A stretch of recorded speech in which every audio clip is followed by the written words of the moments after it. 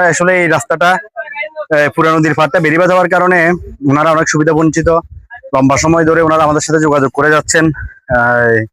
বিগত কিছুদিন শুধুমাত্র ওই পানির কারণে এবং বৃষ্টির কারণে আমরা এই কাজটা করতে একটু বিলম্ব হয়েছে। তারপরে দেখলাম যে এটা আসলে এখানে গাড়ি টাড়ি নিয়ে চলাচল করাও অনেক টাফ, এই কারণে আমরা চিন্তা করেছি এটা করে দেওয়া দরকার। মানবিক দিক বিবেচনায় আমরা করে দিয়েছি। তো ওনাদের ডিমান্ড ছিল কোন রকম এক গাড়ি রাবিশ দিয়ে করে দেওয়ার জন্য। আমরা এখানে 3 গাড়ি বরাদ্দ করেছি যাতে করে অন্তত এটা এই বর্ষা মৌসুমটা কাটে। আসলে এটা স্থায়ী সমাধান, এটাকে এটা সলিং দ্বারা মেরামত করা গেলে স্থায়ী সমাধান হবে। আমরা যা সরকারি যে প্রকল্পগুলো আছে সেগুলো থেকে এটাকে মেরামত করে দেওয়ার জন্য যারা প্রকল্প ম্যানেজ করেন তাদেরকে অনুরোধ জানাবো। আর ওনারা যে আমাদের কাছে সহযোগিতা চেয়েছিলেন সাময়িক মেরামত করে দেওয়ার জন্য, সেই জায়গা থেকে আমরা সাময়িক মেরামত করে দিয়েছি। পরবর্তীতে যদি এটি আরো ভালোভাবে সলিং করে দেওয়া যায় আসলে এই অঞ্চলের জন্য সুবিধা হবে বলে মনে করছি আর কি। এই এলাকায় আনুমানিক ধরেন কতটা পরিবার থাকতে পারে?